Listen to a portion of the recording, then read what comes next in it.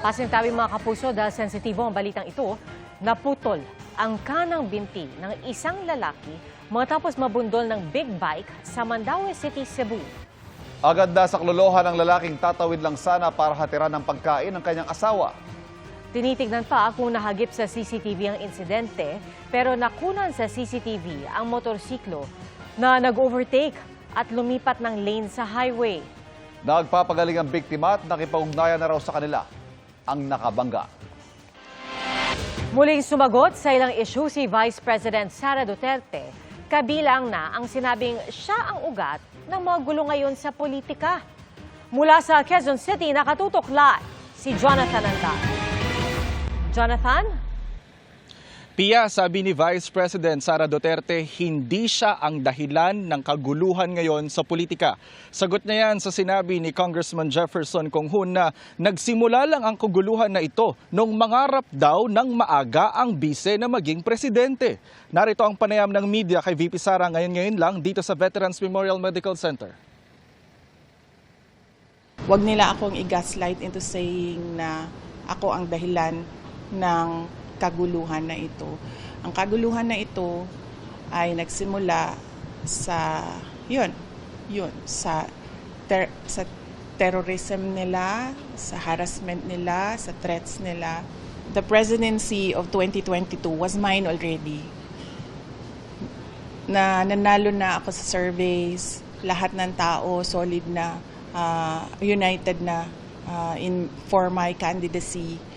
Pero I gave it away because I felt I had to do some other things other than being President of the Republic of the Philippines. Tumanggi namang magkomento ang bise sa sinabi ni Pangulong Bongbong Marcos na pinigilan nito ang impeachment sa kanya sa Kongreso. Hindi rin sumagot si VP Sara sa sinabi ng Pangulo na never say never nang tanungin nito kahapon kung may pag-asa pa ba silang magkaayos. Samantala, tiniyak ni VP Sara na dadalo siya sa susunod na pagdinig ng Kamara tungkol sa confidential funds ng OVP at DepEd. Hiniling daw kasi ito ng mga staff ng OVP na sumasalang sa hearing dahil mas komportable raw sila kung kasama nila ang kanilang boss. Pero hindi masabi ng bise kung pupunta siya sa NBI investigation sa December 11 na una nang nakaset kahapon pero hindi niya sinipot dahil late na raw siya naabisuhan na kanselado pala ang hearing na kasabay ng NBI investigation.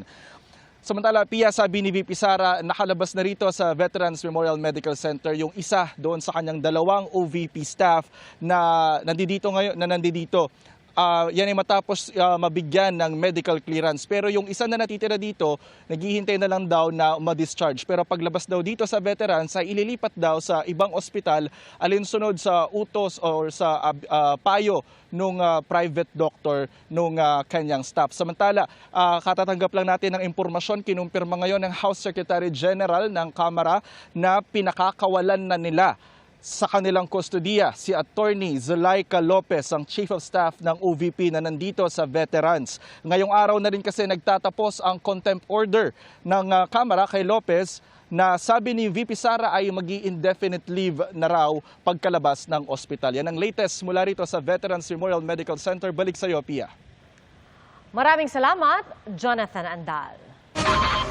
Patuloy po namin sinisikap na makunan na pahayag ang Malacanang at si Congressman Jay Conghun, ang Vice Chairman ng House Committee on Good Government and Public Accountability na nag-iimbestiga sa confidential funds ni Vice President Sara Duterte.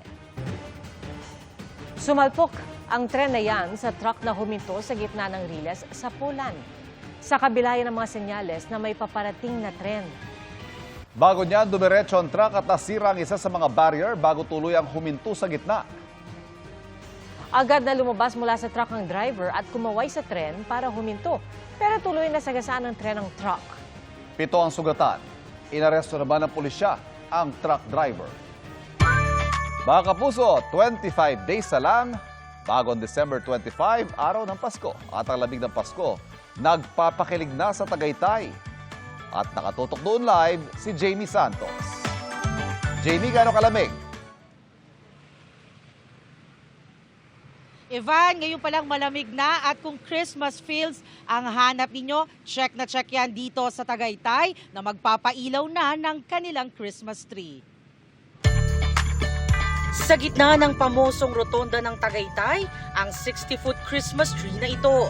Yan ang sasalubong sa mga dumarayo sa Tagaytay para damhin ang lamig ng lugar lalo ngayong Pasko.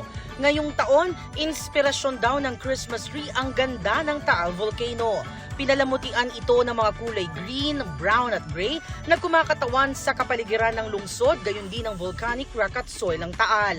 Pinakinang pa yan ng Christmas lights at may Christmas song pa. Ang magkakaibigang ito na galing pa ng Alabang at Rizal dumayo ngayon sa Tagaytay. Damang-dama daw nila ang lamig ng Pasko rito, pero mas magiging merry raw ang kanilang Pasko kapag ibinigay na ang kanilang bonus. Medyo malamig na po dito.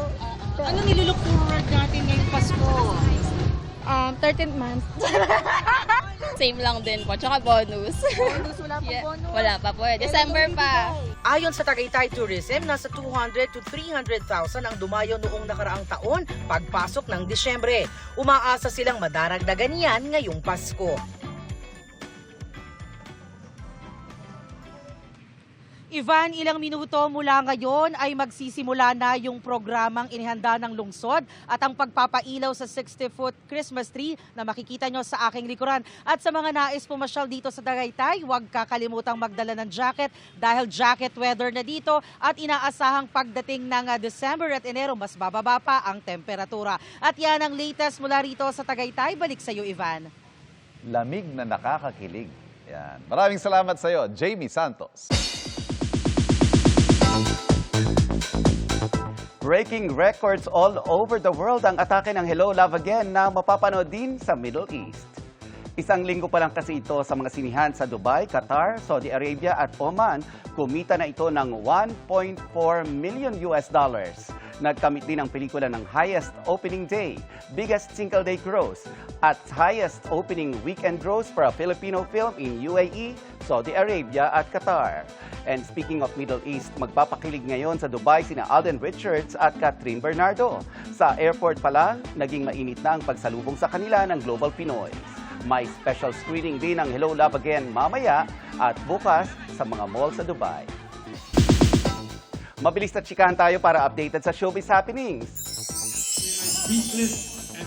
Very honored ang tinaguriang father of Philippine Christmas music na si Jose Marichan nang panoorin ang musical ng Repertory Philippines. Tampok ang kanyang Christmas songs. Sa curtain call, sinamahan niya ang cast ng Going Home to Christmas, a Jose Marichan musical, at kinanta ang ilang lines mula sa Christmas in Our Hearts kasabay ang audience. Let's sing Merry Christmas and a Happy Holiday to those who Isa namang stellar at jaw-dropping performance ang ipinakita ni The Voice Kids coach Tel of SB19 nang kantahin ang Defying Gravity. Sa isang event para sa musical film na Wicked, effortless na bumirit si Stella at inabot ang high notes ng iconic na kanta.